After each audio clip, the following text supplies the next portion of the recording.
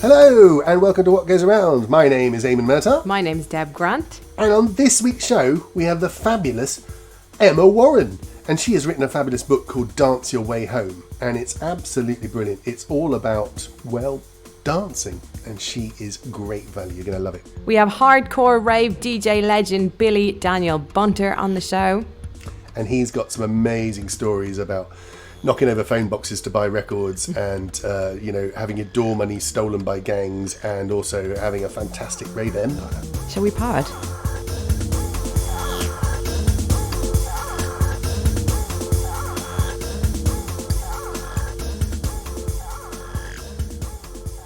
Eamon Murtagh, what goes around? Well, I know recently you at Six Music have all been raving away, haven't you? Raving away, yes, always Yes. raving. I mean, you had your big rave day. Yes, and yes, we rave did. This we and did. rave that, which obviously sparked millions of conversations across the land about that's not rave and that's rave and this is that and that's the It's other. always the way. Oh, it's a bun fight, isn't it? It really is. Mm-hmm. Well, I kind of I get a little bit caught up in this because, as you know, I like to hoover up every documentary and thing that I can find about music history. And the interesting thing about house music and techno and all that kind of stuff is that the tellings of the history are so jaundiced. It's unbelievable. Do you know what I mean? Like, basically, London thinks it invented the world and everything came through London. Manchester quite rightly point out that they had acid house parties, a year before any of the London clubs were doing it. And there's this huge space in the middle which everyone just ignores. The interesting thing about the whole rave culture, for example, is that it started with a couple little places and then very quickly it spread, and it spread all over the country. They were doing it in Blackburn, they were doing it in Newcastle, they were doing it in Coventry, they were doing it all over the country. But when you see the documentaries, they almost exclusively focus on London and Manchester. And I kind of found my hardcore in the Midlands. Yeah. And it's really interesting that story is never told. Because people used to come from all over the country to the Eclipse in Coventry, where I used to go raving. And it was an amazing, amazing club with an atmosphere the like of which I have never tasted since. But no one mentions it. And no one mentions the fact that the Eclipse, for example, which was run initially by Amnesia House, who were doing raves in Spain during the Acid House years, this is early stuff. This is early work. And then the Eclipse became the first legal all-night club. So effectively, it was the first super club. Not in Manchester, not in London, not in Liverpool. But it's weird that it never gets mentioned. I suppose people just have a narrative and they're trying to make it fit. That's it. And and it made me start thinking about when I was seeing all the various discussions going on online. Angry Londoners claiming they invented the wheel, and Manchester people just generally calling Londoners idiots. But there's so much more to it. So I started kind of scratching around and thinking about it, and I found this wonderful archive of stuff. So it's all audio. It's like an audio documentary. And it is about Coventry and Amnesia House and all of that scene that sort of grew up there. And it's presented by MC Man Paris, not Man Parish, Man Paris, who's a Coventry lad.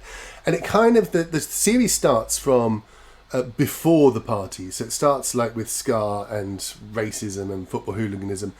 And it paints such a mad, mad picture of a society that has kind of gone, thankfully, where, fighting, that was the entertainment for the weekend. Yeah. Do you know what I mean? And football hooligan firms and, people from different estates in the same town would all just constantly be hooking up for a bit of a dust up. Do you know what I mean? Anyway, so this thing, it's called reflectionmediaart.com. And it tells the story from before the party started, when life was just basically, it sounded like a violent, drunken exercise. And then Acid House comes in, starts to change a little bit, and then Rave comes in, and obviously the drugs, ecstasy comes in, and the whole thing stops, like on a sixpence. Suddenly, there is no football violence. Yeah. It's not happening anymore. There is no postcode violence or any of that. Everyone's going to the same club in the centre of town. and they're all having a bloody brilliant time. And that goes on for a couple of years with like literally no trouble. Yeah. And it's really interesting, hearing the stories that aren't from London or Manchester, but B, also like the sort of confusion on some of the people telling it was just like, what I can't understand is why did they want to stop it? Because beforehand it was a war zone, and then everyone's like having a hug and they're walking home together, and yet the government just had to crush it. It's a really interesting thing, Yeah, that's an interesting perspective, because I've heard you tell the story that way too, and I feel like I haven't heard it told elsewhere, except for kind of folklore when we talk with guests about that era, people who remember it the same way that you do. So that's really interesting that there's someone else who's telling the story that way. Yeah, and it seems to be quite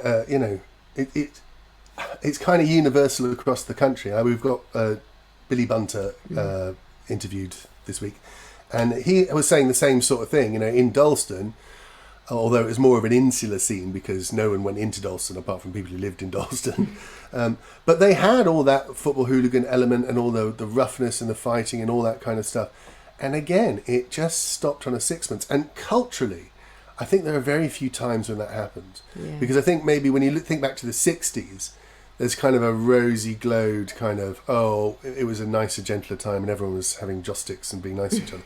But actually, very little actual 60s culture was taken in at the time across the country. They really were little hotbeds of cities. It was hard to have long hair in Nuneaton.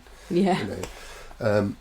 But the rave thing happened so quickly, and so, people were mobile and could get around. It was, it's pre the internet and all that, but you had people getting coaches from Blackpool all the way down to Coventry, from Edinburgh down to Coventry, from just insane thing. And then imagine raving all night and then getting on a coach with 30 people for a 5-hour trip home. Oh my God.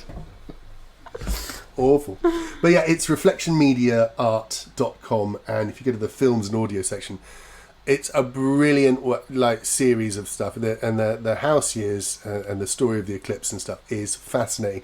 And the best thing about it is they've got all of the tapes, because this industry built up recording, because you couldn't buy the music anywhere. Yeah. Do you know what I mean? So unless you went to an import store and there's only a handful of those, everyone wanted to hear this music. You couldn't buy it. So they recorded the sets of all the DJs, and that became a massive business. They were selling 100,000 cassettes a week. Jesus. And, driving all over the country to different places, dropping off these cassettes. So it became a real industry. But as a result, they've also got this incredible archive going right back to the early days of what the DJs were playing and what the MCs were saying.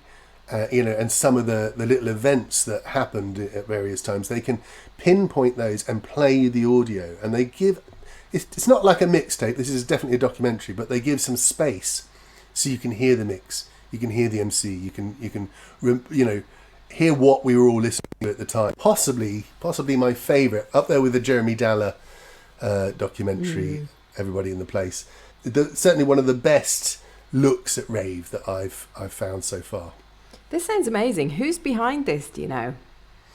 Well, I get the feeling it's kind of a funded arts project centred in Coventry, because it really is, it's telling the story of Coventry and the town and the culture that was going on in it. Like I say, Man Paris does all the presenting, and he's really nice as well. He's very kind of, I don't know, very, kind of humble, but puts himself in front of everything. Yeah. It's got, he would and here's such and such a DJ, and yours truly on the mic, and it's kind of, but there's such an endearing quality to him that you kind of want to listen to more of his story. Maybe we should talk to him. Get him on the pod. We should. I'm going to dig out all the rave ghosts and interview them one by one. Yeah. Hardcore will never die. That's what they say.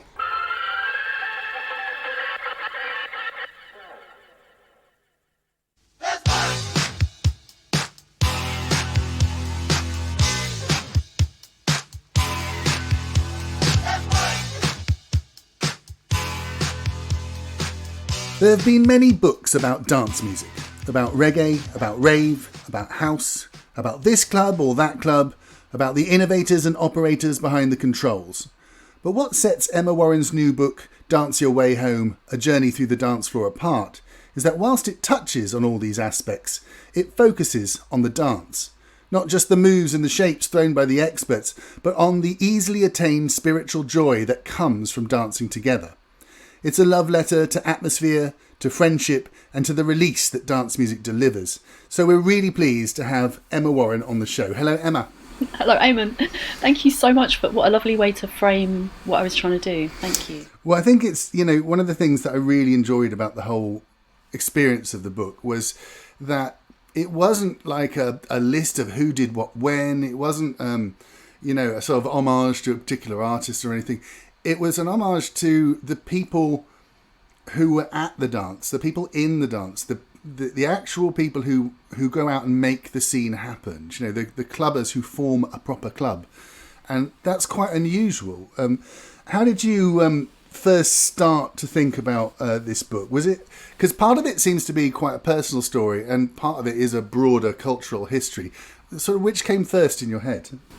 Well, first of all, I just want to say, isn't it funny that the dancers, the dance floor, the ordinary dancers are so invisible in the history? Yes. It's mad when you think about it. It just seems absolutely almost beyond belief that it's not a story that's more commonly told. But it's not a story that's more commonly told. Usually it's about the DJs or the producers or the promoters, or if you're lucky, like some other people who worked in the clubs or the dance spaces. Without us on the dance floor, there's nothing. It's very much how we look at the podcast itself, as we try and look about. Not obviously we talk about the people who made it and the various facts and figures that go with it all, but we really concentrate on the experience of the person who takes in the music, and I think that's what set your book apart. Really, it felt when I was reading it quite a personal journey in some ways, but then there was all this other stuff. So which did come first? Mm-hmm. Well, yeah, I think you're right in that there's a good sort of sympatheticness between what you're doing and how you do it and what I'm doing and how I do it, focusing on the people who receive it as opposed to the makers. In terms of which came first, in a way I can't separate those because I am me on the dance floor. And I had a long stretch writing about dance music from the position of the dance floor, and so from the very beginning, from my early 20s, I knew that my ability to write about dance music was based on my presence on the dance floor, and that if I was not on the dance floor, probably I had no business writing about it. So I can't really say which came first, but there was a point when I knew that I wanted to write this book that I realised I would have to put myself in it a little more than perhaps I was comfortable with, because I understood that all this stuff, even though it's very obvious, it's a little hard for people to understand because we have no language or framing for it, and that people might be more prepared to come with me if I took them on the dance floor with me and explained why it mattered to me. Yeah, and I think one of the interesting things as well, certainly in the setup at the start of the book, is how I think if I was to look at a book and it promised to talk about dance music and the dance especially, I might be slightly put off because I might start thinking, oh, this is all about, funky moves and, can I do the turtle or whatever. But actually, you do a really nice job at the start of the book of just pointing out how much dance there is in the world and how much dance comes into all our lives in so many different ways. I mean, you go everything from Scottish sword dancing to jacking and all that good stuff. Do you know what I mean? So you've managed to paint a picture of a much wider influence that dance has. But I think that's because, and I think we all know this, it's just, again, we don't have the framework for it or the language for it, but the dance floor isn't just the nightclub, it's a wedding disco. And in the olden days it would have been the village green, or it would have been the crossroads where people danced, where people gathered to dance. So we've sort of squashed the dance floor into this particular environment, which is very easily conflated with, the shorthand rave is shorthand for drugs, isn't it? Or shorthand for hedonism, or short for immoral behaviour. But actually the dance floor, when you soften it out and when you expand it outwards and you realise that the dance floor is our kitchens, it's our front rooms, it's a house party, it's a wedding disco, or a work leaving do, suddenly the thing which appears niche and appears only for certain people suddenly becomes extraordinarily universal. Yeah, definitely. And that's how I feel about it. Well, it's a lovely way to look at the whole subject, and I suppose in a way we're really blessed because I think we're probably of a similar age in that we grew up perhaps in the most exciting time for dance music there might ever have been, really, because throughout the late 80s and 90s, it just seemed, because of the advent of technology and the way the world was moving, that there was a new such a cliche. There's a new dance craze sweeping the nation, but there really was. It comes in waves. When I found out more about 1930s Ireland, wow, talk about a lot of dancing. Yeah. You'd have tiny villages with a population of 291 with 5 dance halls in it. Mm-hmm. That's my mum and dad. You used to go to those. Used to call it the cows come home dances. Probably in a cowshed as well. Literally, quite literally. Quite literally. So there's definitely been moments in time where there's been a lot of dancing. Also in the 30s in the UK as well, there were these huge dance halls for like thousands of people all kind of going around together doing really simple dances together, like the Lambeth Walk. Anyone can do that. It's basically like a walking dance. When holiday camps were built, often they had huge dance halls in them for thousands of people. So I think it's tempting to think that the period in which a person was young is the period which was the high point. Maybe it's just the high point of a person's youth.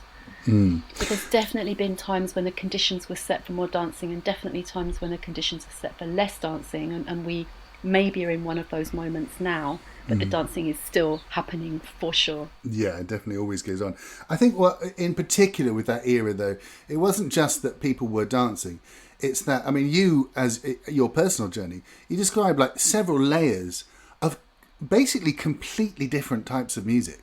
You couldn't really compare the sort of chunky Daft Punk stuff directly to jungle or directly to the early Africa Centre, Soul to Soul type stuff. And yet, all of those completely different types of music, you seem to swan effortlessly from one dance floor to the next. Well, I think, I don't know exactly how to respond to that. I'd say I think that lots of different things are coming into my head at once. One of them is, as a music lover, I've always wanted to be where the good music is, and I've always wanted to be on the dance floor, finding a kind of little corner that I can just inhabit. And so I definitely, my dance floor interests have always been quite various, and still are actually. I'm as interested to go to a community dance class in a small village in Northern Ireland, like I did a few weeks ago, as I am to go to find a nice little corner at an Amapiano or Afro House night in Brixton. I love being in these different places, and I don't see them as being particularly different. Yeah, I think a lot of people find that as they get older, they seem to go one of two ways. They either stop altogether and draw a line under all that, or they begin to realise that they can enjoy all of these different aspects, and that's a beautiful thing. And dancing, as you so rightly point out in this book, is like the thread that sews it all together. It's funny because the other thing I'm thinking of is I went to see a play that Travis Alabanza did at the Royal Court recently called Sounds of the Underground. And there's this kind of, and this is to do with navigating different spaces, and also that's to do with also the way in which I have to navigate my whiteness in spaces which are often built by and for communities of colour. And there's this really brilliant moment in Sounds of the Underground where the compere says something like, "Welcome to all my LGBTQ people, make some noise," and then says something like, "Any straight white people in here, make some noise, do you feel welcome?"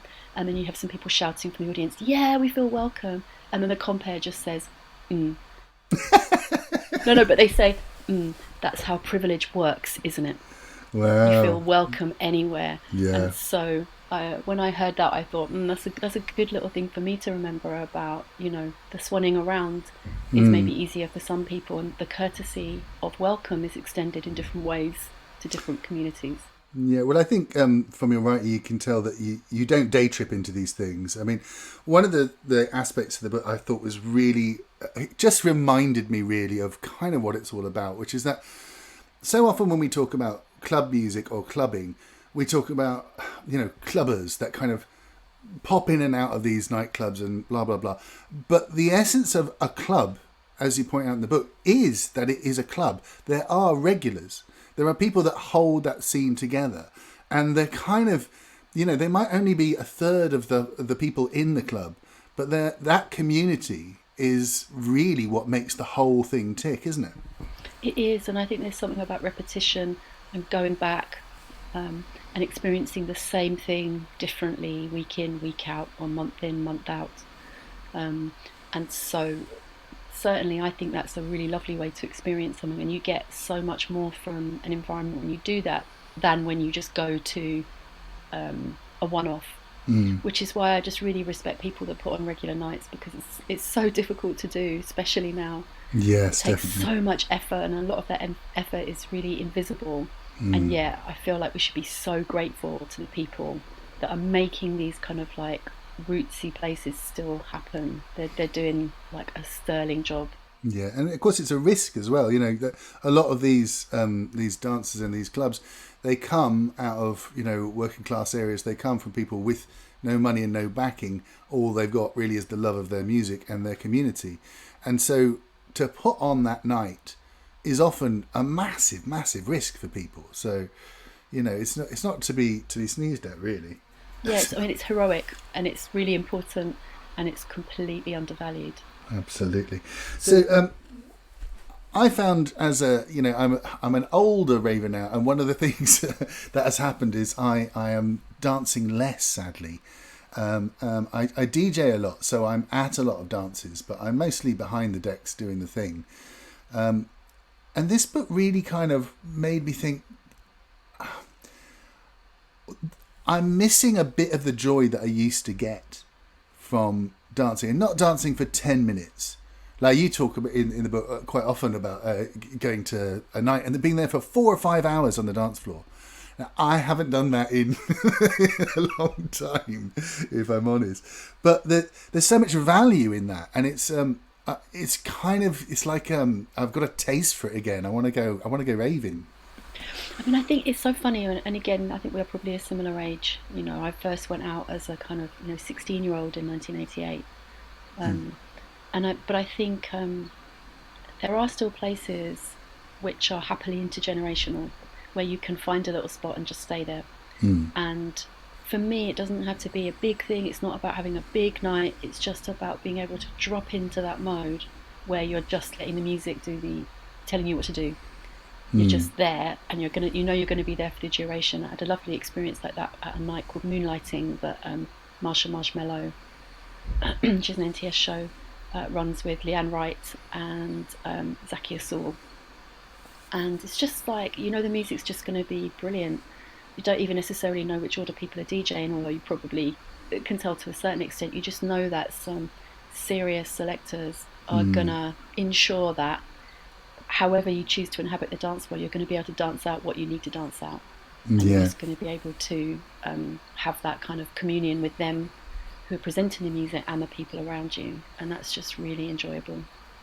I think that is something that we kind of lost a little bit of during the whole super club era and afterwards, was that there was a stage where, I once went to see Africa Bambaataa, and he was playing a gig in Portsmouth, and they had him up on this big stage, and he walked on, everyone was looking at him, cheering at him, and he just said, right, I'm a DJ, forget I'm here. Everybody turn around. He made us all turn around and face each other.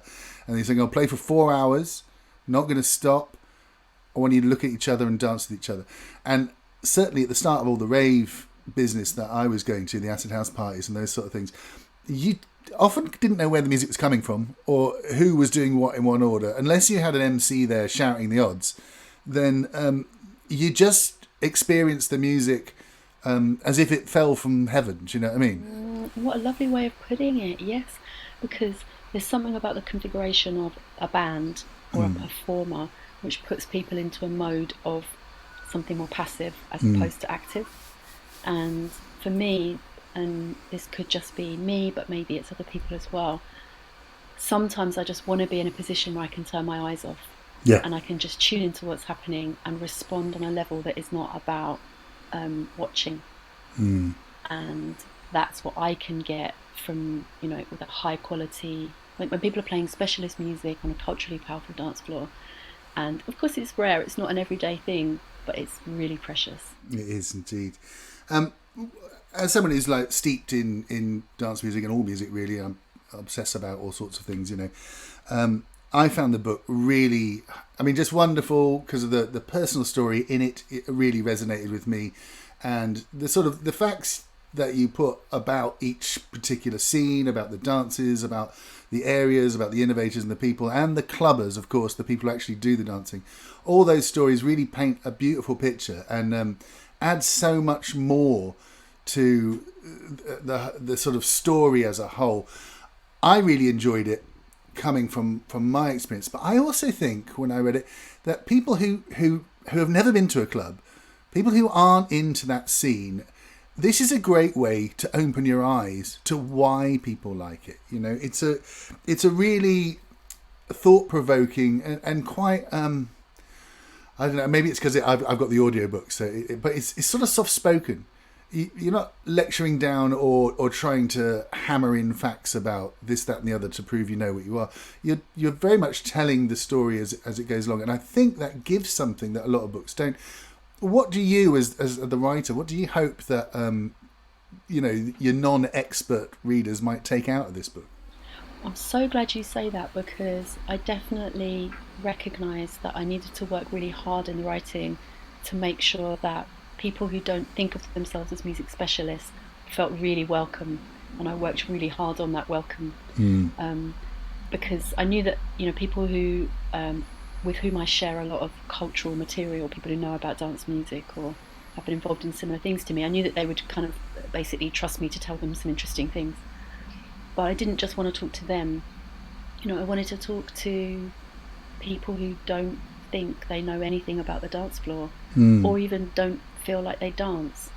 So I definitely worked hard on what I might call ledges, making sure there were little ledges for people to stand on and feel confident in, where they could survey these environments and recognise that maybe they did know something about them, or maybe they were for them, or maybe next time they were in a dance floor environment, they might want to test it out in a little corner and see how it felt to move to music, because it's a terrible thing to be stilled.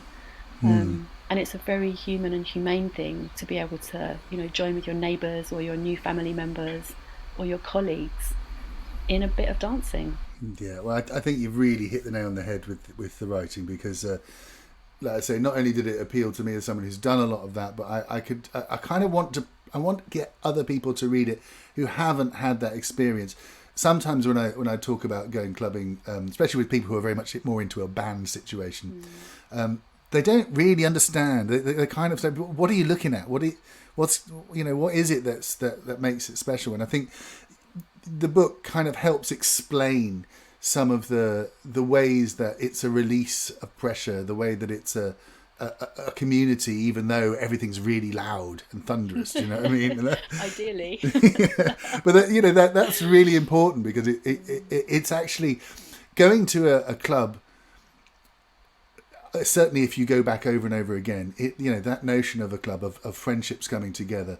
You do make friends on the dance floor. Sometimes you don't even speak, but you see those faces, and you know that, the girl with the camo top, and that's the guy with the big puffer jacket who always stands at the back, but he's always smiling. Those things, they create an atmosphere in which you feel safe and elated. And when you've got that, you can really express yourself and let yourself go. And there's a really important thing here about togetherness. I came up with this phrase of the dance floor as being a technology of togetherness, and I was really happy with that phrase, because it's like a little portal. People can receive it and say, "Oh, really? How?" And then, it's really obvious. When we move together, we I use the phrase thicken our relationships, because there's something that happens biologically when you dance with someone on a really subconscious level. That person is not your enemy, because their body language is open. They're telling you something about who they are, which means that there's someone with whom you can become kindred with. Yeah. So, it is a place in which you can make connections with people you might otherwise not meet. And sometimes people say, "Oh, it's not political, is it? How can it be political? You're just dancing." But actually, we know it's political by the way the state responds. Yeah. Because the state will often, and has repeatedly, and when I say the state, I'm talking about the police, I'm talking about politicians, I'm talking about faith leaders, will often find ways to try and, at the very least, control the dance. And so even if it doesn't feel political, we know it is because of the responses that it receives and the disproportionate responses it receives. Yeah, I think that's very well said. So listen, like I say, I really enjoyed the book, and I'll be recommending it to all of our listeners and just about anyone I meet in the street. I thought I'd chuck in a little smash hits type question at the end. One of these cheap ones. So I was getting goosebumps at many of the descriptions of various places. Some I'd been to, some I hadn't. You talked a bit about telepathy, and I was like, sent back. The shutters lifting on the... Did you? Oh, I did. And the shutters coming up at 6 a.m. on the side of the warehouse, and the sun rising over London. But those sort of memories, they're incredible. And because of your work and your passion for dance music in general, you've seen a few. So here's a tricky question. Which dance floor would you like to go to? Well, I'm really not into going backwards. That's a good attitude. I need different things tomorrow than I needed yesterday, and I need different things next week than I needed 5 years ago. So I'm looking forward to the next time I go to Deptford Dub Club at the Fox and Firkin in Lewisham. I've been going pretty much every month for a little while now, and it gives me the opportunity to dance it out in community with fellow people from Lewisham, and I love it because it's really local, it's intergenerational, the music is good and the music is loud, and I just really like it, so that's what I'd choose. Sounds wonderful. Listen, Emma, it's been a real pleasure to talk to you, and I heartily recommend the book. Thank you so much for your time, and it's particularly enjoyable as well because I actually, unusually for me, I've kind of only recently got into the notion of audiobooks. And so I've been listening to your audiobook, and two great things about it. First of all, you read it, which makes such a difference. I always think when you've got someone who isn't the author reading it, it doesn't quite chime the same way. But what was lovely is I've had you in my ears for like 9 hours of this brilliant conversation, and I feel like I finally got a word in. I know, sometimes I just won't shut up. Well, thank God for that. Please keep doing what you do. Thanks so much for today, Emma, and best of luck with the book. I really think it's a special tome. I really appreciate it. Thank you very much.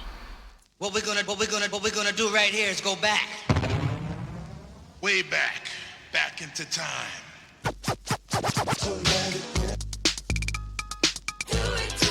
That's right. Name that tune. Get up, everybody. Name that tune. Our guest today on What Goes Around is a legend of the UK rave scene. If you were to cut him in half, he would have the word hardcore running through him like a stick of rock. Daniel Light, aka DJ Billy Bunter, aka the crowd controller, has had an incredible career as a DJ that started off at the tender age of 14 when he made his debut at Dalston's infamous Labyrinth 2000 AD club night. Here is a man who literally grew up in the DJ booth, playing for Rain Dance, Helter Skelter, Unity, Moon Dance, World Dance, Labyrinth and many, many others. Over his 30-year career, Daniel has played to hundreds of thousands of people. He's been a label boss, promoter, producer, and spearheaded movements like Happy Hardcore, Hard Dance and Hard Trance. And his book, The Love Dove Generation, is a fascinating look at the madness of the rave scene from its very beginnings. And his story is one of a boy raised in chaos who carved himself a unique niche in UK dance culture. Today, Daniel continues to DJ relentlessly, as well as finding time to raise thousands of pounds for mental health charities through his sponsored bike rides across Europe. It's fair to say he never lost his hardcore. Daniel, welcome to What Goes Around. Thank you for having me. I love that. Oh, mate, you deserve every word of it, I have to say. That was brilliant. That was 99.999% all true. Good. Let's bury the 0.1% and we'll just pretend it was all right. Yeah. Brilliant. Loved it. Thank you.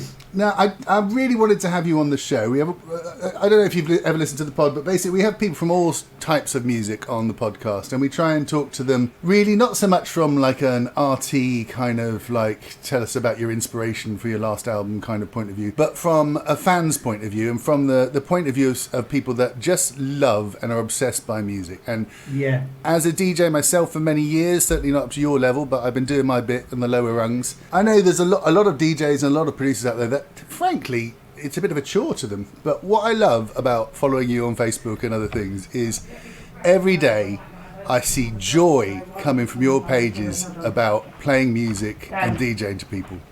Oh, mate, listen, it is an absolute privilege to still literally be doing this after all of that time. I started in a record shop in 1989, aged 14, and I still literally have to pinch myself that people are still booking me continually. And now we have new era. There's a new era of like hardcore jungle, happy hardcore, what I call a post-COVID era of people literally more than half my age, like promoters and DJs and producers younger than my own children, discovering what we did in the early 90s, who are booking me to come and perform at their raves. The reason why I remain happy and the reason why this is not a chore is because I got thrown out of school when I was 15, and from that day of being thrown out of school to this day, it's always been good to me. Good to me to the point where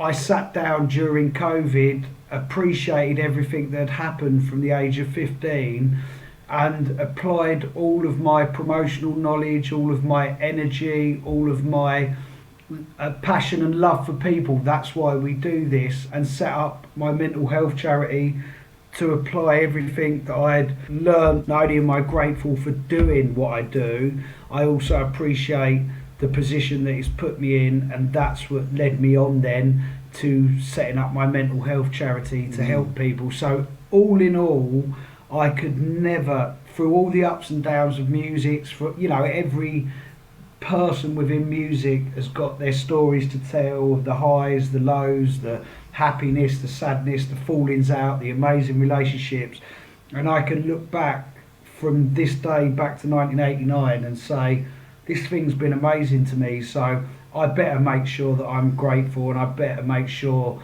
that I'm as happy now as I've ever been within it, and I love doing this. Yeah, that is so heartening to hear. It's a really positive story, and looking back from where you actually started, I mean, I can't imagine what it must have been like to be 14 years old and going into Dalston long before you could buy a flat white cappuccino and walk up and down the high street happily, wearing your brand new watch and shoes. When Dalston was quite a rough old place, and you ended up playing at really one of the seminal UK hardcore rave clubs, the Four Aces in Dalston, wasn't it? Where Labyrinth 2000 AD started. That club was right at the beginning, wasn't it? I'm younger than many of my peers who you see me on lineups with. So if you take Rat Pack, LSD, Slipmat, all of those kind of DJs that you always see me on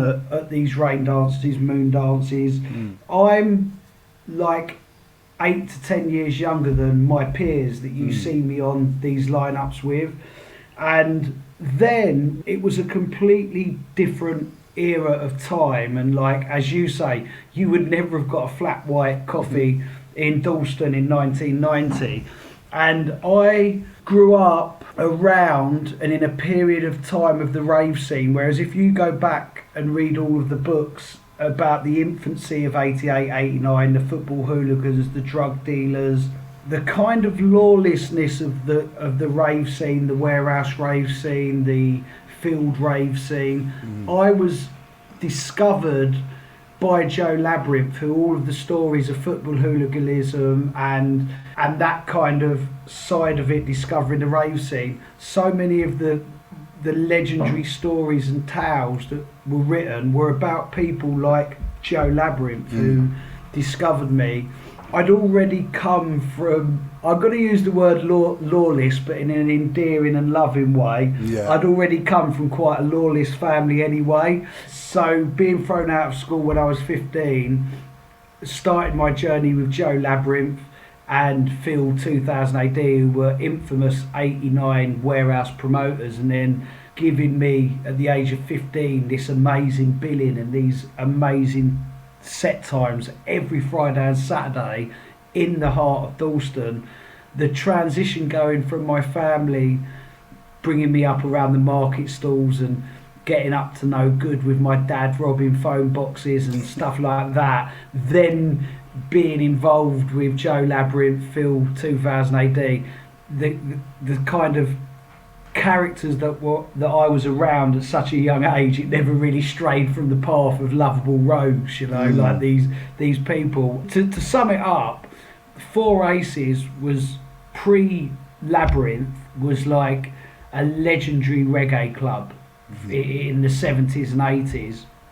Dalston Lane was the absolute front line. No one from outside of North London, East London would go to Dalston Lane. It was a completely different place. In the 70s and 80s, if you love reggae, if you was local to the club, like, it was an absolute hub. And then when Labyrinth took it over in 1990, it then become like a rave hub. At the time they took it over, it was like still bleeps and bass, house. You had the hangover of like 88, 89 acid. You had the hangover of the anthems of like the Warehouse 89, Summer of Love scene. It was pre-hearing the word hardcore. It was still the establishment had shut down the illegal warehouse raves, and it needed to move back underground into clubs. And 1990 is a bit of a no man's land in the history of the rave scene, because it's either everyone's 88, 89 crazy, or it's like all of a sudden hardcore and jungle from like 91, 92 onwards. But 1990 was a very, very fascinating year in that it's when it moved away from the warehouses, away from the fields, went back underground. Again, just to paint a picture, not only was Labyrinth in the heart of Dalston, any sane person wouldn't go to Dalston for a rave night out. They would go to Camden Palace, or they would go to Astoria, or they would go to safer areas and safer hubs. And being in the heart of Dalston, where there was gangs, there was people trying to take over the door, it was a real sketchy place to go to. Labyrinth, Desire, 2000 AD, they ruled the entrance and the outside of the club with an iron fist, and completely created this safe haven in a place where it shouldn't have been a safe haven. And I think that's what makes the story of Labyrinth in Dalston so gargantuan and so like mythical. Labyrinth's story was already one of, again, back to all those stories of 89 promoters having trouble with other football hooligans, gangsters taking over the doors, people getting kidnapped and taken away for their door takings. Labyrinth had all of those stories in 89 and survived that. Then it survived Thatcher's Britain and the police shutting down the raves. Then, in true Labyrinth style, it finds itself once again on the front line of promoting in the face of danger in the heart of like Dalston, and it survives it again. That's where I got my break, and I was resident there for 5 years, every Friday and Saturday between 1990 to 1995.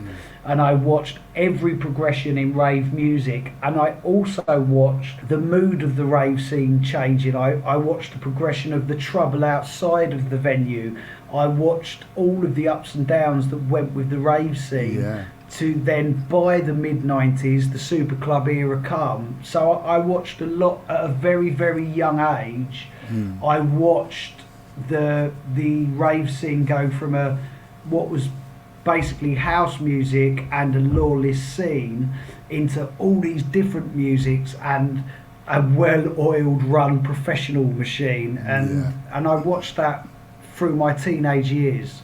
I mean, that's it's kind of incredible that I think, as someone who is I'm probably 5 years older than you, I think, and I probably wouldn't have dared to get onto Dalston at that stage in my life, without a doubt. But that period, it was a very strange time, because, like I say, especially in the cities, it was still very rough. And when the rave scene came and took over, and let's face it, the drugs moved in and they swapped around from acid into ecstasy, there was such a bizarre cultural change amongst, formerly what we in my school would call hard men, suddenly becoming a little more open. It sounds like a cliche, but like, so many people were opened up by the music and the drugs and generally the whole scene, because it became, against all the odds, a real thing of love and a culture of you could be part of that, and that, I think it's easy to understate that nowadays. Yeah, I watched, like I say, from a very young age, it all fell into place. Where in the 80s I'd grown up listening to reggae, soul, funk, hip-hop, electro, new romantic, electronic music. I was fascinated by music from a very early age, and my dad introducing me to soulful black music, electronic white music, like all kinds of stuff. And when I was thrown into the hub of Labyrinth, I discovered drugs really young. Like I popped my first E when I was like 15. And you had where I'd studied music, my mum and dad first introducing me to like Motown and reggae and other musics. Like I'd really studied music. When I'd sort of popped an ear at a very young age, when I was in the heart of the Four Aces, which I knew was a legendary reggae club, Labyrinth was like a huge mixture of different people from different walks of life. Like it had a large black audience, a large white audience. It was, for the first time, like it had straight and gay and lesbian people going there. It had old, because the rave scene in 89 and 90 was older than it was when it became 92, 93 and more hardcore. So, and I had a real sense, even at that age, especially taking ecstasy, and come on, at 15, I would never encourage my kids to do that, but a real sense of like this cultural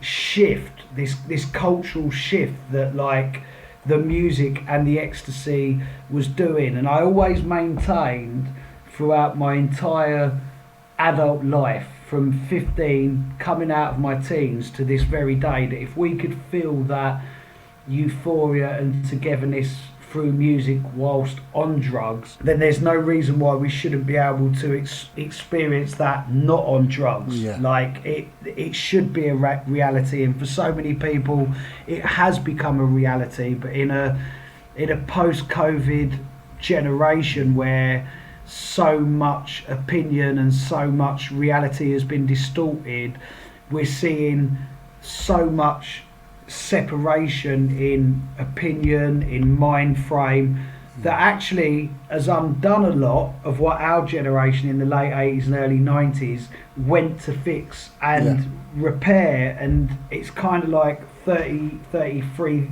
somewhat 35 years later, we're almost going full circle and going backwards. We're almost going backwards in some of the mind frames that have come in. But our generation, from my age upwards, from 88, 92, can be incredibly proud of the cultural barriers, the musical barriers, the social barriers between working class, middle class, etc., that were broken whilst on the dance floor. And yes, a lot of it was cliched through drugs, but also a lot of it gave us an insight of how you could actually think and be on or off drugs. Yeah, and I think one of the things that is really important to underline here, is more important than just pharmaceuticals on a Friday night, was the music was incredible in terms of like there was just invention every week. You heard something brand new. It was like a spaceship came down, threw a few 12 inches out, flew off again,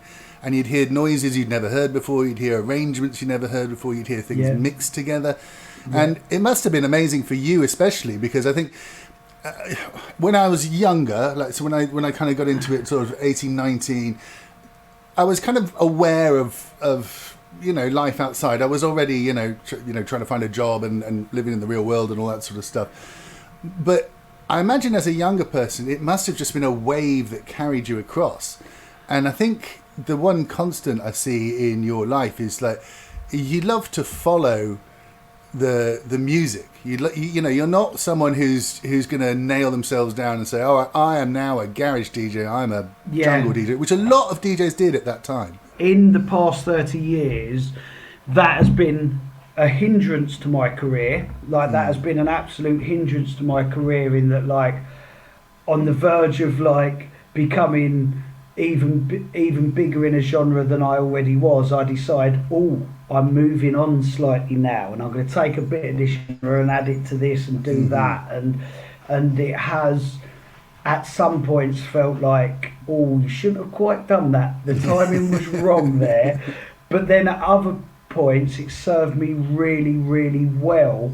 And 33 plus years later, I get to this point where I am on Clockstock playing classic house. I am at Singularity, a rave run by a young 20-year-old playing brand new hardcore and jungle.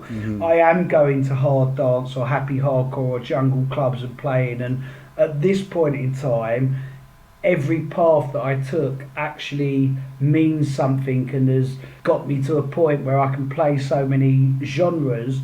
If you think back to like the mid-80s, electro, hip-hop, boogie, soul, funk, disco, electronica, if you think back to, let's just say 85 for argument's sake, and you go from 85 to 95 and you watch all of the music progressing into all of these different directions. I've never lost that. I've always wanted to keep progressing on. I've always felt like I want to be in a record shop every week, discovering the next thing and discovering the next thing. And of course, your story kind of really begins at Paul's for Music record store in East London. That's right. Yeah. So let's get into your phonographic memories now, and I think it's a really good place to start. 1988, Phase 2 Reaching. Tell us about this track and what it means to you and what you remember about it. Well, over the years, everyone says, give us 3 records, and it's literally impossible to give 3 standout records. But there's one record from like my very first interviews in the 90s to this day that I reckon is in every single top 3 that I've been asked, and it's Phase 2 Reaching. And I think the reason why I choose this record is because I'm a humongous disco, boogie, gospel vocal fan, and this record encapsulates, this was 1988 Moving Records, this record encapsulates the previous 10 years of everything that's great about gospel influence, disco gospel influence, boogie, soul, funk, up-tempo dance music, and it puts it onto a slamming 4/4 beat. The rave scene gets an emotive anthem, the early house scene gets an emotive anthem, and not only does it get an emotive dance floor moment, also this record has been with me through every up and down of my life, and I guess it's the spiritualness of the church gospel like feeling and meaning of the song and the words. We did all unite. Rich, poor, black, white, football thugs, do good in everyday people did unite, and I think the emotiveness in the words of these records again sum up both the dance floor togetherness and what can be achieved in reality away from the dance floor, and Phase 2 Reaching never leaves my life ever. Times in your life when things don't seem to go so right, don't worry, the sun is gonna shine one day. People all over the world, lift your heads up high and keep on trying, it's gonna be alright. Someday the stars will shine on you if you just believe in what you do. Got to keep on reaching. You've got to keep on reaching. Never giving up. You've got to keep on reaching. Oh yeah. A story like yours, obviously you've had incredible highs where you've played to 20,000 people at a time, and you've run successful nights and had hit singles and compilations that have gone gold and all sorts of brilliant things. But you've had your fair share of downs as well, because I guess the lifestyle and the kind of There's a certain type of chaos in the world of promotions where things rise and fall very quickly, and sometimes, as you say, especially with someone like yourself who's always looking for that new thing, you can find yourself on the wrong foot sometimes. And I know you've certainly had a few downs. Is it always the music that picks you up during those times? I think it's always the music and always the self-belief in yourself, and like I've never lost that. If you go back to like 1989 and promoters like Genesis, Labyrinth, Biology, and it was always like the struggle continues, the music will not be stopped, you will not stop our love for the music, you will not stop. Basically promoters, DJs, pirate radio stations talking to the establishment that you will not stop our togetherness, you will not stop our belief in this music. And I'm a product of that year, and as Billy Daniel Bunter, musically my spirit goes way before then, but as me as a rave DJ, I'm a product of that 1988, 1989, the struggle will continue.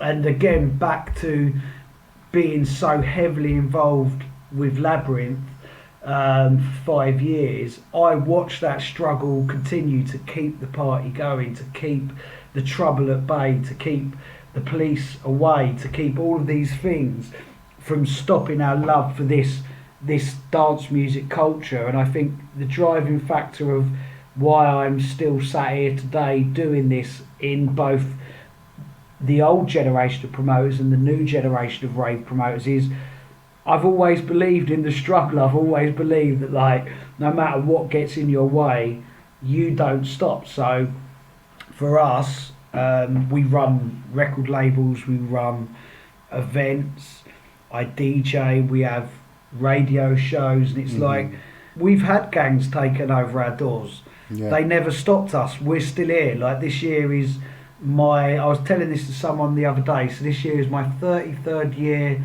of DJing without ever stopping. Ever stopping. I've never stopped. Big up.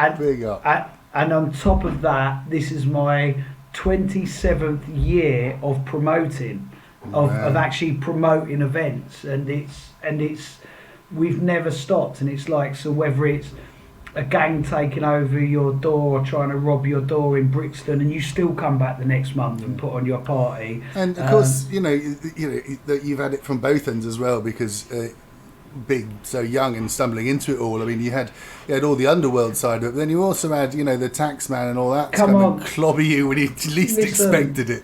When you get thrown out of school at 15, when your parents had no aspirations of buying their house, and you didn't know what an accountant was, and I was not grown up into that sensibility of money, and that sensibility of stability, and that sensibility of looking after the pennies. So when I turned 20 and was no longer a teen, and I found myself making music, and I'd gone from being a London-centric DJ for 5 years with all these people coming to Labyrinth every Friday and Saturday. I then found myself up and down the country releasing records, having a record label, and all of a sudden having ridiculous amounts of money in the bank from my record sales, in the bank from my DJ, and I had no accountant. I didn't understand tax or VAT, and then one day the door knocks, it's the tax man, another day the door knocks, it's the VAT man, and it's like, what? Like, you're 20, 21 years of age and you've got all of this money, and it turns out that a whole bag of it isn't yours, and you start learning a new lot of stuff that you need to learn, and pretty much everything from the age of 15 to this day has all been learning and self-taught through the ups and the downs of what has been thrown at me. And I guess really as well, and I've often spoke about this when I've gone to schools or music schools to teach and speak of my journey, is that all of the mistakes were made via my generation for like in the rave scene and the music scene for then 30 years later to be learnt from. Yeah. To be learnt from generations to come. Like in 89, 90, there wasn't music schools to teach you how to DJ and teach you about the business of music. There was no... To put it in a nutshell, I didn't even care whether my name was on a flyer. I just wanted to make people dance. I wanted to be on a record player in the corner of a house party, or be on a record player in the corner of a club. It didn't matter. Whereas now we're in a generation where agents demand where the artist's name should be on a flyer, how big the font should be, who should be on before and after. And in fact, like back in the infancy, it was like, if someone was above you on the flyer, you'd go to that event and you'd prove why next time they wouldn't be on the top of the flyer above you. If someone who you was threatened by was on before or after you, you'd make a point of making them feel threatened by your set the following week. You know, now all of that kind of friendly rivalry has become quite sort of like money driven and egotistical, if you like, whereas if you go back to the late 80s and early 90s, if a promoter thought it was your time to be on the top of the flyer, he'd put you on top of the flyer. And it was that friendly rivalry that elevated DJs and elevated the skill and the craft and the music, whereas now it's 30 years is a really long time and so much has happened, and you know, it's a completely different model now and a completely different beast now. And not saying it was better in our day, because everything changes and everything's different, but sometimes for self-gratification, surely you'd want to earn your place at the top of the flyer and not have your agent demand it within a cold business structure, if you like. I mean, I think it just shows how much resilience you've had over the years. And I was interested to hear you talk about you know, the way on that Phase 2 record there's sort of a gospel tinge and a soul tinge. And I think your second choice, Gwen McCrae, All This Lovin' I'm Giving, is, you know, that is a real soul boy tune. And I wondered, how does that fit into your canon? Because obviously that line of black soul music is important to you, despite the fact maybe to some people they would look at some of your output later on, the very hard techno and trance stuff, and think, well, is that where's soul in that? But it is important to you, isn't it? It's something that's in you. My record collection is huge. There's like tens of thousands of records in the house,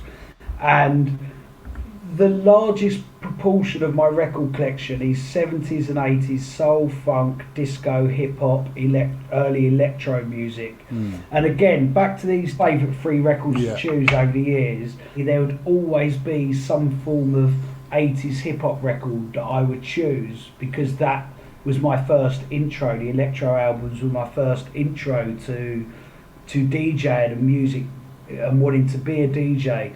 But Gwen McCrae, like my dad would religiously take me to record shops like Music Power in Haringey, Groove Records in Soho. This is like 84, 85, 86, when I was like 9, 10, 11 years old. And then it would get to the stage where before I got thrown out of school, I would bunk off school and just knock around these record shops and be in these record shops all day. And the initial catalyst, my love for soul music comes from my mum's Motown collection. My love for hip-hop reggae comes from my dad introducing me to Street Sounds electro tapes and lots of the old reggae sound system tapes. And I would bunk school and stand in Groove Records and hear all of these American hip-hop imports and even early house imports, 85, 86, come into the shop, into Groove Records or Music Power. And I was like a young pest just standing around all day. At this point in time, I am really young and not going to clubs, but I'm listening to pirate radio, I'm listening to Kiss FM, people like, you know, Jay Strongman, I'm listening to Joel's Pizza, I'm listening to Jazzy B, I'm listening to Jazzy M on LWR, I'm listening to Westwood on LWR. You can catch Rodigan on Radio London, Mike Allen on Capital, Dave Pearce on Night FM. So as an 11 to 14 year old, I'm consuming all of this stuff. And in the mid 80s, there was like a big rare groove resurgence on the radio, and I used to buy lots of, and if you're wondering how did this 11 to 12 year old buy all these records, I am. me and my dad used to go out and rob phone boxes, and you'd get the money out of the phone boxes, and then we'd go and spend most of it on records. Wow. So whilst my initial love of buying records was all the hip hop that Mike Allen and Dave Pearce and Tim Westwood was playing, the more and more I was discovering people like Jay Strongman, Jazzy B, Giles Peterson, the more and more I become engrossed in the rare groove and the soul and the funk. And I brought an album, a bootleg album called Rare Grooves from Music Power Records in like 85. And Gwen McRae, All This Love That I'm Giving, was on this album, and it blew me away from day one. Now obviously Gwen McRae, All This Love That I'm Giving, is a world-renowned known tune now in this day, but back in 85 it was a sought after 12-inch that had been, yeah, I mean, I think people often forget that it's called Rare Groove because it literally was rare. You couldn't in find that time it. yeah, in that period of like 85 it was rare and you couldn't find it, and that's why you had all of these bootleg albums now. And the reason why I've chosen this record is because I don't know whether it is ironic or not at our age and the audience's age that I play to. So when it comes to like Centre Force events, rain dance events, moon dance events, a lot of them put me on last as well. A lot of these festivals and events put me on last. And I find myself ending like an 88, 89 house set or a hardcore set with Gwen McRae, All This Love That I'm Giving. And it's a record it's a record that's been with me since I was 10, 11 years of age. Music's a beautiful thing and music's very honest, and a track like Gwen McRae appeals to everyone, and it's a real buzz to be able to go, here's what you all expect from me, but then here is a piece of almost my childhood memories that we can all relate to.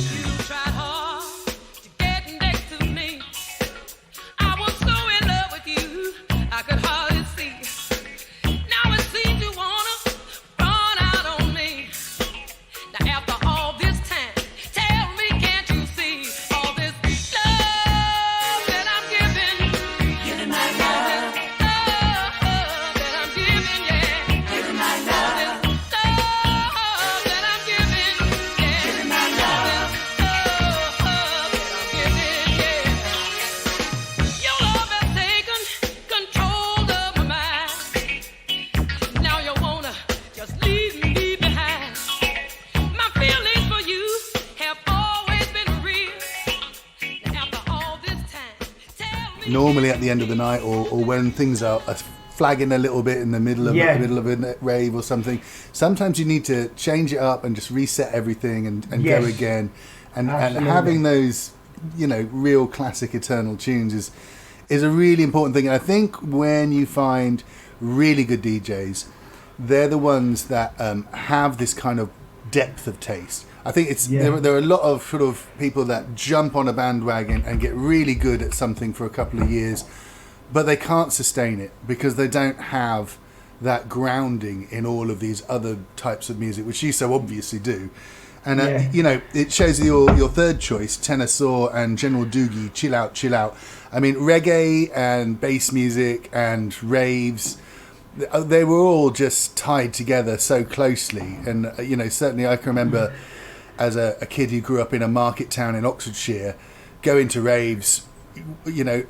I'd never seen so many black people in my life. There was one black family in our road, you know what I mean? But it brought us all together. And then suddenly I had friends. And then suddenly I was listening to the pirate radio we could pick up at the top of Bretch Hill, and we could take reggae stations from out of London, do you know what I mean? And those tapes became part of our folklore. And, certainly reggae and dub had such a massive part, not only in the music, but in the actual structure of raves, in the fact that we had giant PA systems, in the fact that we had someone on the mic toasting away, hosting the evening. Tell us a little bit about this tune and what it means to you. Right, I'm going to be quite controversial here, Eamon. Okay. Right. Bring it on, bring it on. Now, I'm a humongous, massive hip-hop fan. I have lived and breathed and studied hip-hop. I have every book, every film, every documentary, thousands upon thousands of hip-hop records from 1979 onwards, right? Mm-hmm. And there's the huge celebration of 50 years of hip-hop going on. This huge celebration. And so much of it is a myth. You know, we're being told that on this date in 1973, hip-hop magically just happened, and that was it. From that date on, here we are, 50 years later. Now, as an absolute lover and historian of music and a geek, and someone who's had a misspent youth around records and studying the history of all this different music, right? Whereas hip-hop talks about all these mythical block parties and park jams between 73 and 83. There is no recordings, no visuals of this stuff whatsoever up to the point in which Curtis Blow and Sugar Hill Gang go commercial, up to the point in which Wild Styles recorded. Now, of course, there would have been block parties and certain things and this, that and the other happening, right? But reggae, there's no mythical stories about reggae starting at this point. And literally there is an abundance, an absolute abundance of reggae footage showing reggae's authenticity to musical culture, not stories that have been passed down through journalism and passed down through artists' need to tell a story, or record labels' needs to make their artists look bigger, or add a few years onto the story, or add a few little bits.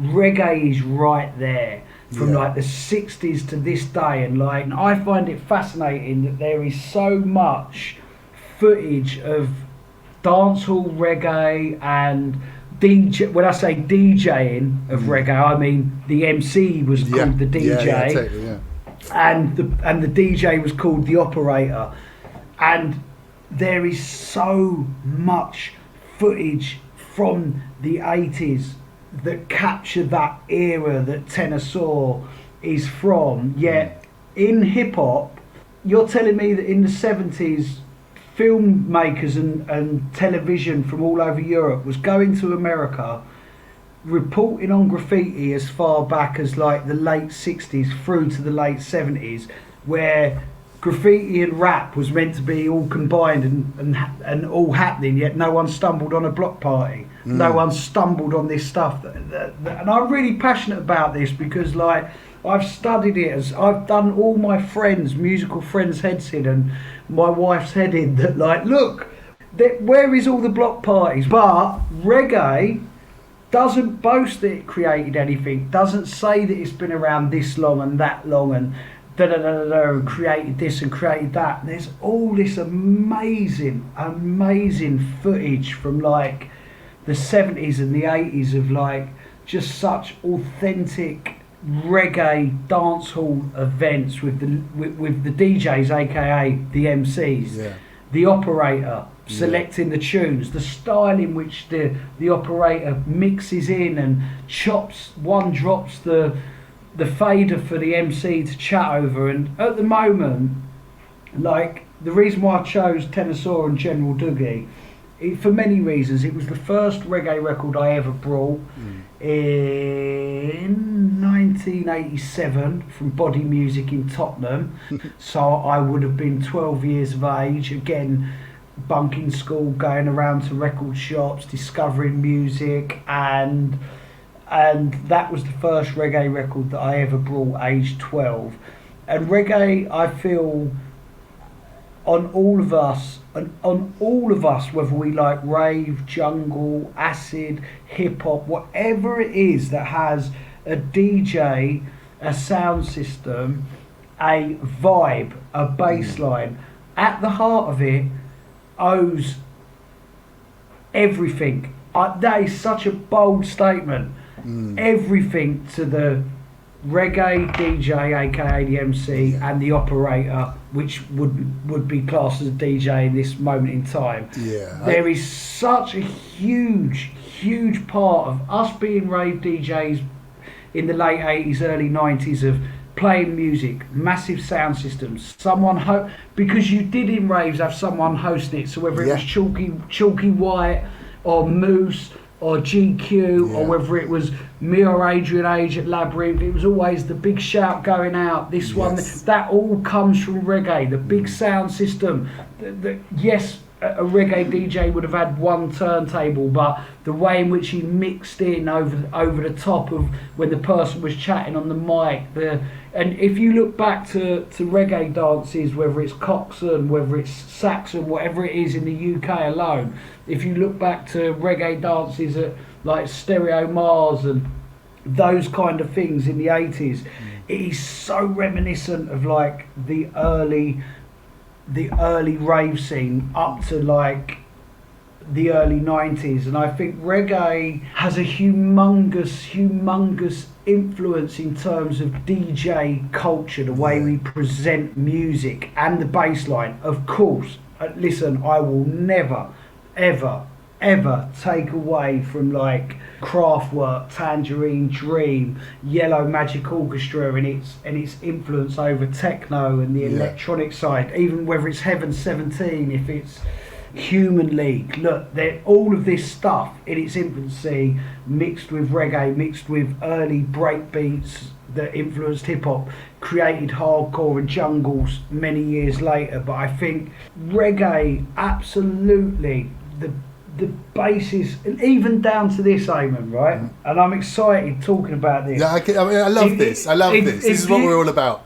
If you go back to, let's say, Stereo Mars, let's say the Stereo Mars sound system, the whole like movement of the PMP rallies, the political movements of the time, the struggles in Trench Town, the different political parties on either side, like just like in the even down to the late 80s, early 90s, what I was talking about, the struggle must continue. Our music will not stop.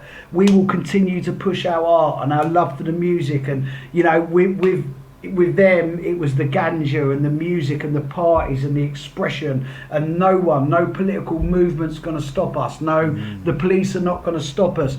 We then took even that approach into the rave scene, and you can really sense it, the essence of reggae being a movement, and the MC, the DJ, the whole thing, that the movement of it and the way that it manifested and was all about, we are in the dance hall, we're in the party, and no one's going to stop this moment. No one's going to stop our belief in our lyrics, the belief in our bass, the belief in our music. And the reason why I chose Chill Out, one, it's the first reggae record I brought.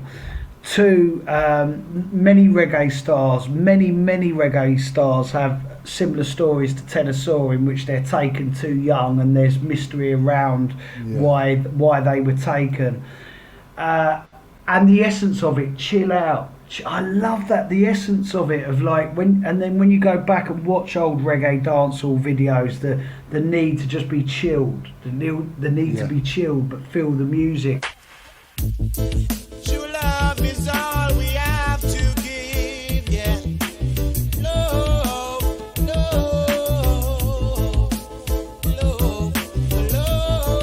we've got to give. Sweet precious love, we have got to give. Don't make it too long, out, no make we chill out, chill out. Make we chill out, no make we chill out, chill out. Miss a Flatbush pass him a why you chill out, chill out. 90s pass him a why you chill out, chill out. You take a pass him a why you chill out, chill out. Regular launch from me why you chill out, chill out. Candle of people pass him a why you chill out, chill out. Make we chill out, no make we chill out, chill out. Make we chill out, no make we chill out, chill out. Can the icky when she give me redder than tomato. Girl a pick me with a dead ass so me want you fi know. Coulda dance enough I say coulda dance in slow. She a rub me on me belly and a touch me marrow. When she say doggy the Lord she say me mellow. And she come in a dead dance and a jump and a shout. Pass it chill out, no pass it chill out, chill out. Pass it chill out, no pass it chill out. Look, the 50 years of hip hop thing is not really offensive to me, but I think there's questions that need to be asked. Well, certainly when you look at the roots of hip hop, I mean, DJ Kool Herc gets kind of the nod as the first proper hip hop DJ, but as far as I know, I think he spent some time in Jamaica. I think his parents are from Jamaica. So you absolutely have that, yes. So he brought that culture into it, exactly, which is not under question. I think for me, I always wonder like how much is exaggerated with so much of it, whereas reggae isn't. Reggae's right there, and actually he's a real pioneering, domineering force and influence in our rave culture, in DJ culture in general. Great things and great music come out of struggle, and the original rave scene was so potent because it had its struggle of being heard. Yeah, definitely. And I mean, I think we often do a feature on What Goes Around. Well, occasionally we do a feature where we look at a type of music that just took hold in a specific area for some reason or other. And I think the fact that Jamaica's this island and just, it was so concentrated, the way that music developed from ska and blue beat and, up right now to bashment and the rest of it. It's an incredible melting pot of personalities and struggle and joy as well, and it never seems to run out of steam. And like you say, it kind of, although there's a lot of proud history there, it doesn't get the props it should. You're quite correct to point that out, and I think that's really good that you mentioned that. I think maybe a few people will go out and have a bit of a deeper look now and see what they can find, because I know certainly in those early raves, when the rave music stopped, it was reggae we chilled out to in the morning. It was during the raves, it was ragga that was being shouted over the top of the tunes, even though the tunes might have been like proper hardcore techno from Belgium. There was someone doing ragga over the top of it, and it was that kind of meeting of ideas and people that made the scene special, and maybe that's why we're still doing it. Yeah, and again, like back to the Labyrinth era being so in the heart of Dalston, you'd have like Kenny Ken, Adrian Age. They had an absolute understanding of Jamaican music and reggae music. One thing I wanted to ask before I let you go, you were there right during the whole evolution of rave through to hardcore and jungle, and I, like you, can remember perhaps about 95, 96, where suddenly everyone's separated into their own little cliques, their own little genres, their own parties. I used to go, when I first started going raving, I would have Fabio Groove Rider, then I'd have Sasha, then I'd have the great Stu Allen come on and play, The mix was incredible. And then it did kind of separate out, and the music went really dark for quite a long time, and the scene fractured. How did you feel about the sort of the sort of storm cloud of moodiness that came into hardcore towards the end of its run? Because you didn't go with that. A lot of the DJs at the time jumped into that with both feet, but you wanted to keep pushing this happy, uplifting, good vibe. Well, how did you feel about all that period? Right, up to 93, 94, I fully embraced the moods of what was sort of darker hardcore, whether it was the Busy Bee, Remark kind of stuff. I loved it, and still to this day, like I played an event on Saturday and played lots of Remark and Busy Bee in the set. And at the time, like at the turn of like 94, as a DJ at Labyrinth, especially playing the last set, there you had Labyrinth in Dalston, you had AWOL in Islington, and then you had Innocence over in Peckham. Innocence become much more darker and industrial in its style. AWOL become jungle influence and also very forward thinking influence. They were breaking a lot of the what would become known as the standout drum and bass tunes of the era.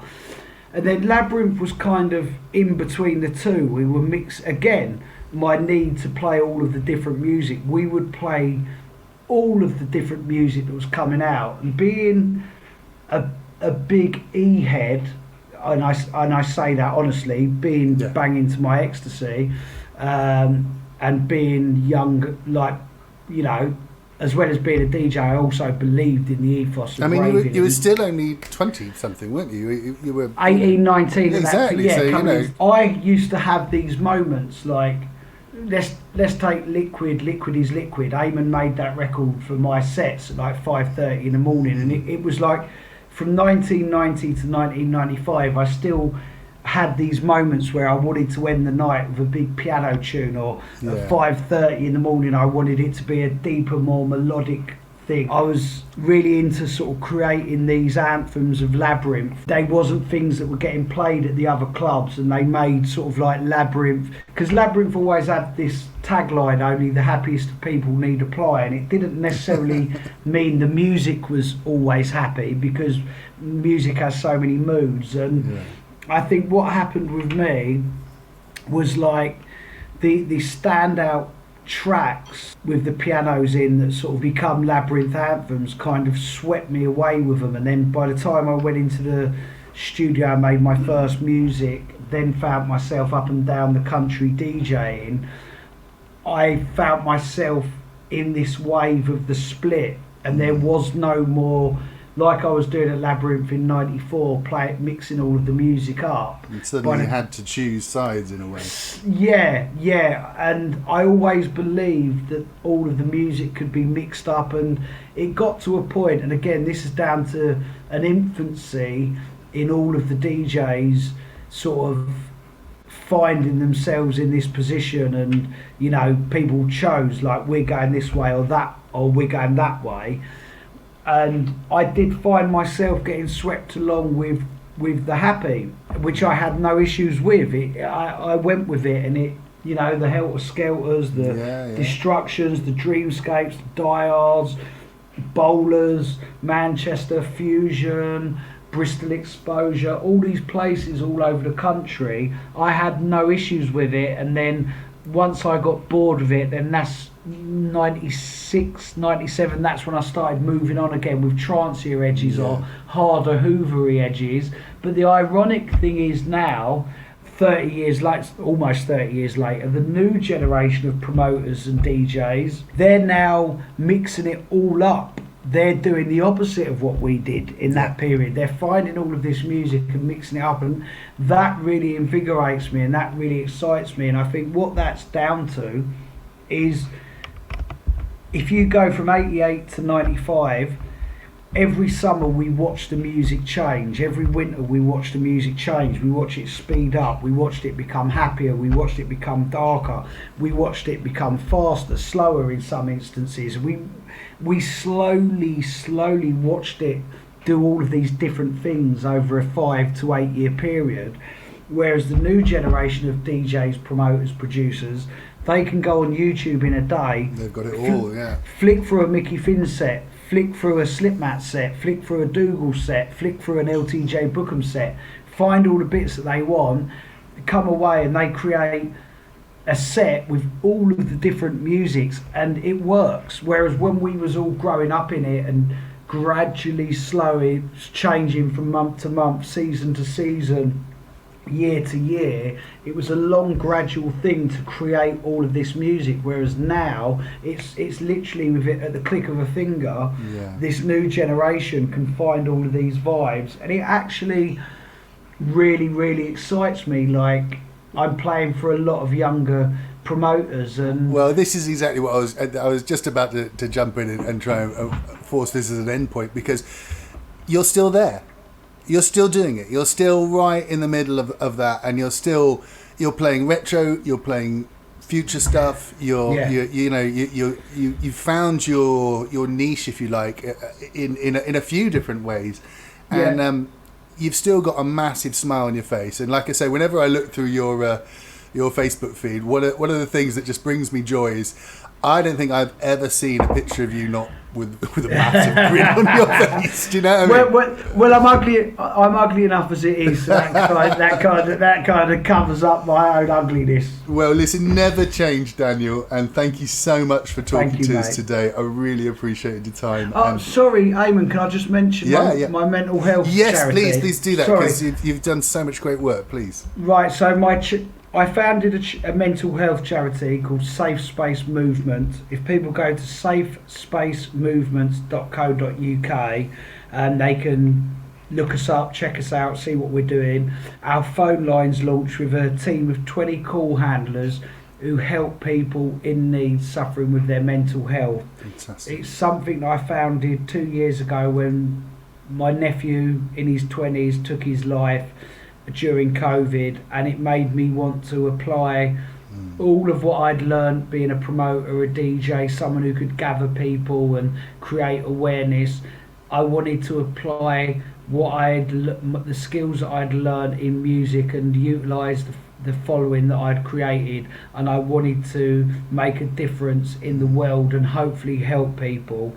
And it's been a long 2 years in setting up, especially during COVID when we couldn't get meetings with the charity organisation, couldn't get face-to-face meetings with banks and set things up. And after 2 years of hard work and putting together an amazing team, our phone lines launch. And if that belief that I had that people could stick together and make great things happen, not just on the dance floor but also in reality, this charity is testament to that belief that I've always taken. Without the rave scene and the connections that I'd made, this charity would not be launched. Yeah, well, I think absolutely fantastic cause and really needed. And I feel a bit choked up thinking about it, but you've done incredible work. You've made hundreds of thousands of people really happy, and it's great to see you ploughing back your love and enthusiasm to help people through difficult times. So, brilliant. Daniel Billy Bunter, thank you very much for talking to us on What Goes Around. Thank you very much for having me. Hopefully I didn't diss 50 years of hip hop, because I love hip hop. I think you did it with a good amount of critical eyes. So that's but they're lying to us. Yeah, no, it's true, man. You're like,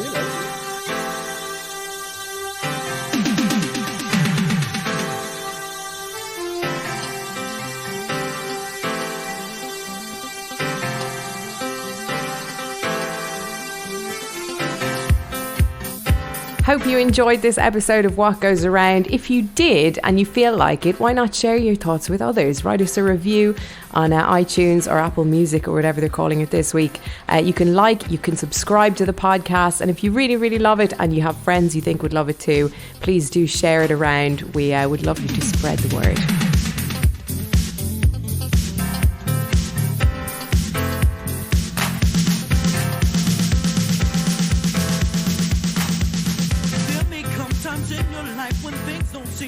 So right, don't worry, the sun is gonna shine one day.